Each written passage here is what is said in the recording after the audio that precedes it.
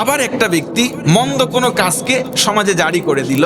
আল্লাহ রাসূল বলেন, মন্দ কাজ যতজন করেছে সবার মধ্যকার গুনাহের পার্সেন্ট যে চালু করেছে তার আমলনামায় সে মৃত্যুর পর অটোমেটিক যোগ হয়ে যাবে। নাউজুবিল্লাহ পড়েন। বাংলাদেশের চলচ্চিত্র জগতের একজন ভিলেন, নাম হচ্ছে মনোয়ার হোসেন ডিপজল। নাম শুনছেন? নাম শুনছেন ভাই?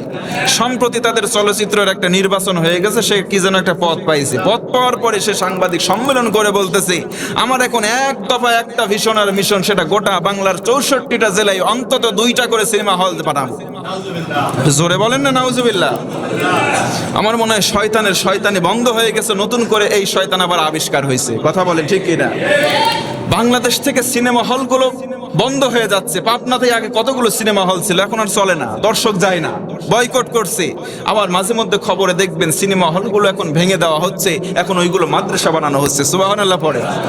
তার মানে এই সময় এসে শয়তান কত বড় শয়তান হলে এই রকম কথা বলতে পারে যে গোটা বাংলাদেশে 64টা জেলায় সে সিনেমা হল বানানোর পরিকল্পনা করতেছে।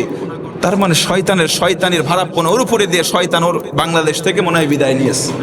এই সমস্ত মানুষগুলো এই যে সিনেমা হল যদি তারা করবে, তাদের বাধা নাই, তারা করবেই। করলো, আল্লাহ রসুল বললেন এই যে খারাপ কাজ, যতজন তার মৃত্যুর পরে খারাপ কাজ করলো, নাকি ডিপজল মরবে না? মরবে কি মরবে না? তা আল্লাহ রসুল বললেন ও নাই, ও মারা গেল।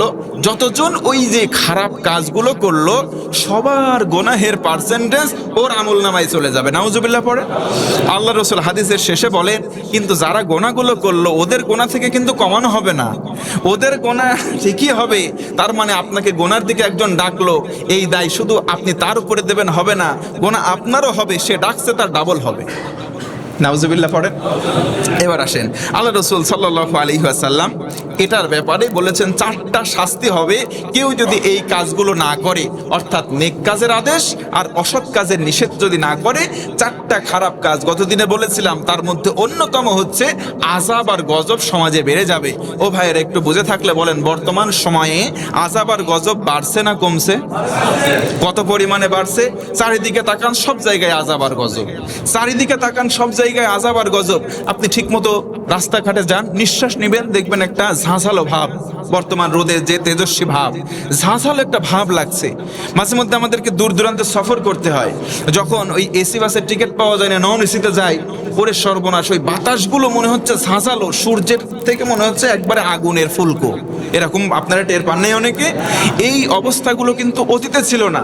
আজকের ঘটনা বলছি, ফজরের সময় আমাদের পাশে, আমাদের এলাকায় ফজরের সময় কম্বল গায়ে দিতে হচ্ছে, ফ্যান চালানো যাচ্ছে না, এমন অবস্থা। আর সারা দিনে দেখেন কি পরিমাণে রোদ। তার মানে এই যে এক সময়ে ঠান্ডা, এক সময়ে গরম, এতে করে মানুষ বেশি করে অসুস্থ হয়। তার মানে এটা বোঝা গেল কখনো রহমতের বা কল্যাণকর আবহাওয়া এটা নয়।